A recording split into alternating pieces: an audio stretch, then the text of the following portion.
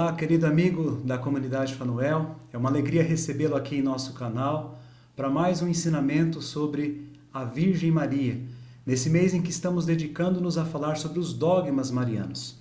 Tivemos uma primeira aula introdutória que nos introduziu nesse tão belo mistério. Depois, a aula sobre a maternidade divina, que é o dogma principal sobre a Mãe de Deus, sobre a Virgem Maria, que dá base e sustentação para os outros 3 dogmas, a começar desse que vamos falar agora, Maria sempre Virgem. Quero convidá-lo a pegar o Evangelho de São Mateus, capítulo 1, versículos 22 e 23, para lermos. Tudo isso aconteceu para que se cumprisse o que o Senhor falou pelo profeta. Eis que a Virgem conceberá e dará à luz um filho, que se chamará Emanuel, que significa Deus conosco. Em poucas palavras, o evangelista São Mateus nos faz contemplar, de uma vez só, 2 grandes dogmas marianos. O primeiro, já visto na aula anterior, Maria é Mãe de Deus. O texto é claríssimo ao dizer que a Virgem concebeu um filho que se chama Deus conosco. Ela é mãe de Deus conosco, mãe do Emanuel. E claro, o próprio dogma que estamos vendo agora. Esta mulher é a Virgem. Aqui Mateus coloca uma palavra do Antigo Testamento, a profecia de Isaías, capítulo 7, versículo 14.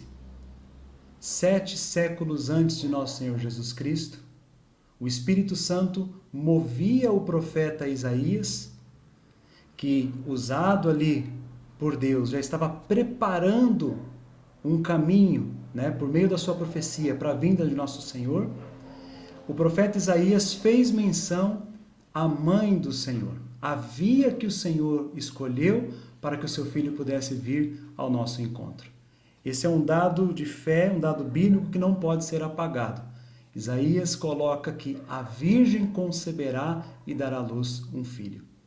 Quando nós pegamos o Evangelho de São Lucas, no capítulo 1, versículo 26 seguintes, que é a anunciação do anjo a Maria, já no versículo 27 está escrito que o anjo foi enviado por Deus a uma cidade da Galileia chamada Nazaré, a uma virgem. O endereço que Deus dá ao anjo, a ser procurado para encontrar essa mulher é esse. Você vai à casa de uma virgem. O céu já conhecia Maria por a Virgem. Isso está na Bíblia no Antigo e no Novo Testamento. E esse título, ele vai ser exaltado por toda a igreja ao longo da sua belíssima história. Desde os primeiros primórdios ali da fé cristã, os cristãos não titubearam em reconhecer que Maria era a mãe de Deus e a sempre virgem. Virgem antes do parto, virgem durante o parto e virgem após o parto. Esse é um mistério belíssimo da nossa fé, que é, na verdade, a narrativa de um milagre. Como que uma mãe pode ter permanecido virgem? Mas como tudo na vida de nosso Senhor está envolto no mistério, no milagre, então esse é mais um capítulo da história da salvação, da miraculosa, da sobrenatural história da salvação. O milagre que é a virgindade perpétua de Maria. Houve na história da igreja diversos doutores, teólogos, grandes estudiosos que fizeram comparações, as mais belas defesas, apologias, explicações a respeito de todos os dogmas, de forma particular deste que é a virgindade. Mas é em comparações, às vezes, assim, tão simples que a gente consegue captar o sentido, a beleza, a profundidade de uma verdade de fé como esta, que é a virgindade de Maria. Houve quem disse que a entrada de nosso Senhor Jesus Cristo no ventre virginal de Maria, por ocasião da sua encarnação, João 1,14, o Verbo se fez carne e habitou entre nós, essa entrada de Jesus no seio virginal de Maria é como a entrada do raio de luz, do raio do sol, através de um vidro.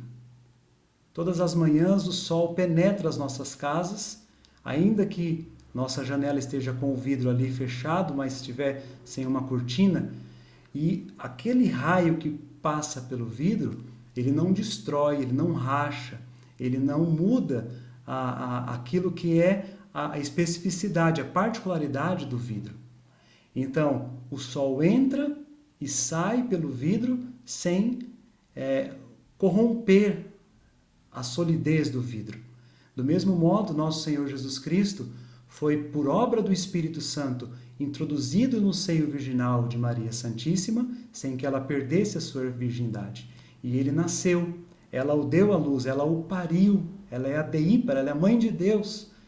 E mesmo tendo sido dado à luz, a Virgem Maria continuou na sua perfeita integridade. Porque Jesus, Deus, nosso Salvador, com toda delicadeza, com toda ternura, adentrou esse ventre virginal. Então nós vemos o cuidado de Deus, por meio do seu Filho, em adentrar de modo sagrado, santo, respeitoso o ventre de Maria. Um ventre habitado pelo céu, de tal modo habitado pelo céu, jamais poderia ter sido habitado por quem quer que seja na face da terra. Olha, no Antigo Testamento, o Templo de Jerusalém nos fala, por exemplo, que dentro dele tinha uma área assim sagrada por excelência, chamada Santo dos Santos. Era um lugar tão especial que somente uma vez por ano um sumo sacerdote, não era um sacerdote qualquer, podia entrar. E ali ele entrava para orar, para clamar a Deus. E os judeus tinham tanto respeito, tanta veneração por aquele lugar sagrado, e tanta reverência e tanto temor, que quando o sumo sacerdote adentrava no Santo dos Santos, eles amarravam uma corda no pé dele, porque se acontecesse da face de Deus manifestar-se ali, a glória de Deus manifestar-se, aquele homem era fulminado, ele morreria. E como ninguém podia entrar sem ter a dignidade sacerdotal, se ele não voltasse, eles o puxariam pela corda para fora do Santo dos Santos. Olha que coisa linda. Do mesmo modo, quando o anjo disse para a Virgem Maria que ela conceberia por obra do Espírito Santo e que a sombra do Altíssimo estaria sobre ela, quando São Lucas coloca isso lá no primeiro capítulo do seu Evangelho, ele está dizendo que o Espírito Santo era aquela nuvem de glória que descia sobre a tenda, ou mais tarde sobre o templo. Somente na casa de Deus descia a mão do Todo-Poderoso, a nuvem, a glória, a Shekinah do Todo-Poderoso. E ali não entrava qualquer um, somente o sumo sacerdote, uma vez ao ano, devidamente purificado. Olha, o Novo Testamento nos mostra que a Virgem Maria é esse novo templo, é essa nova tenda, habitada pelo sumo e eterno sacerdote da nova e eterna aliança, nosso Senhor Jesus Cristo. Só Ele entrou, só Ele saiu.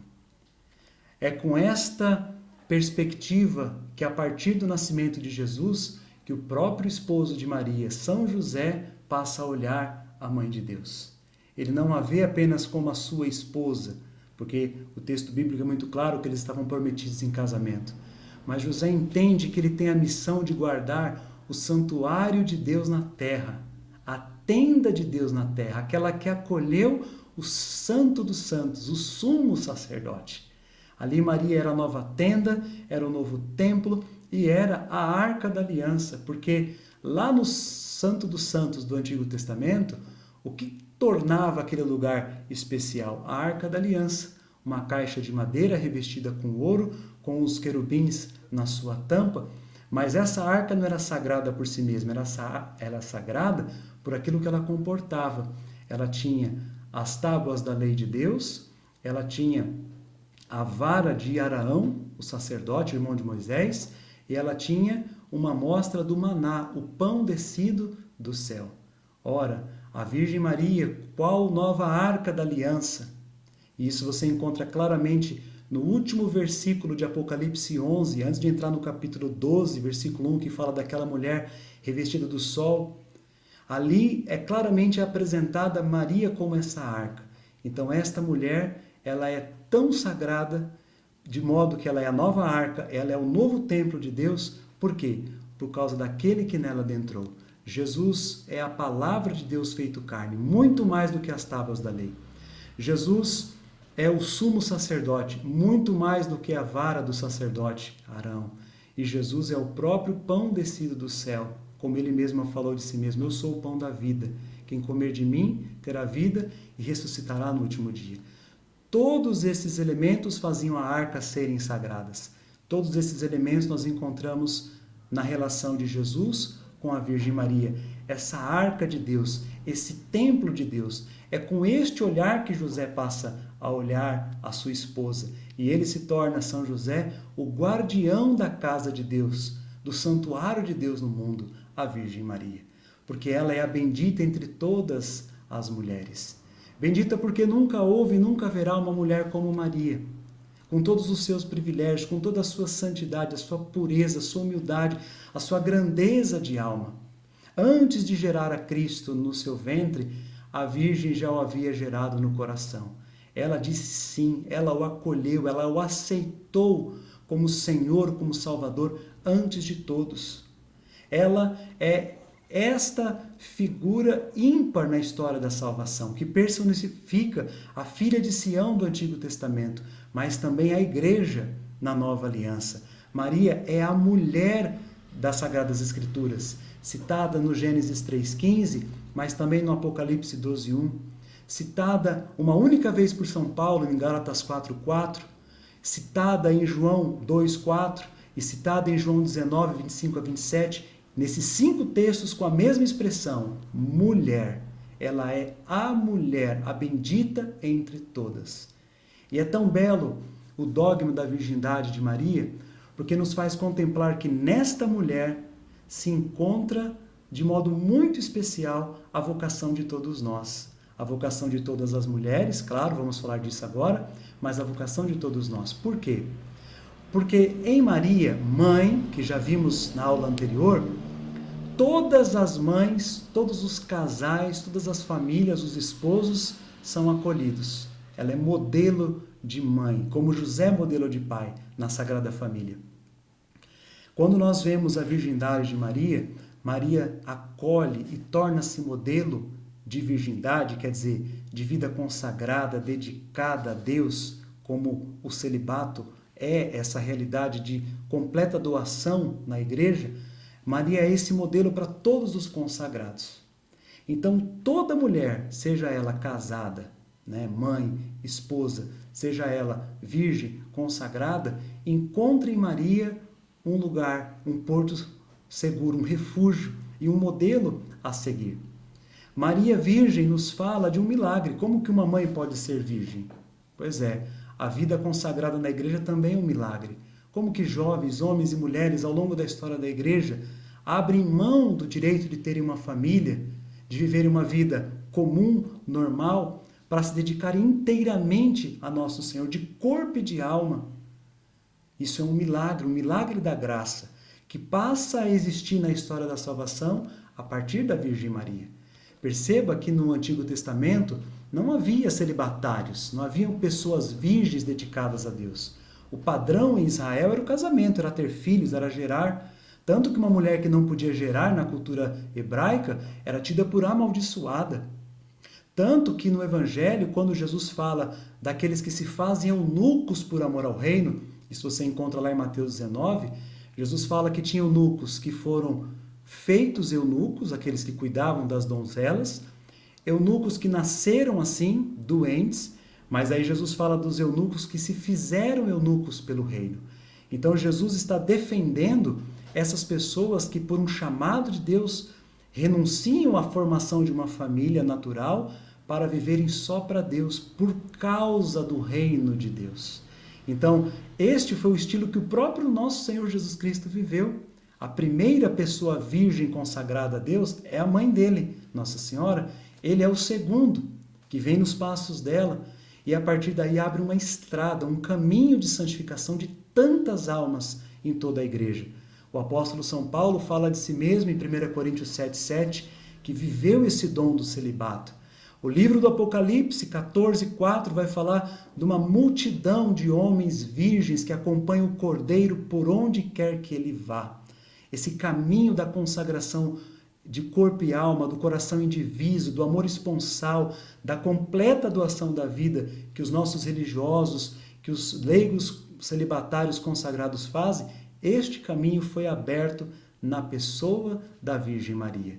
Então, no dogma de Maria Virgem, nós encontramos aqui uma via, um caminho de santificação, de união profunda com Deus.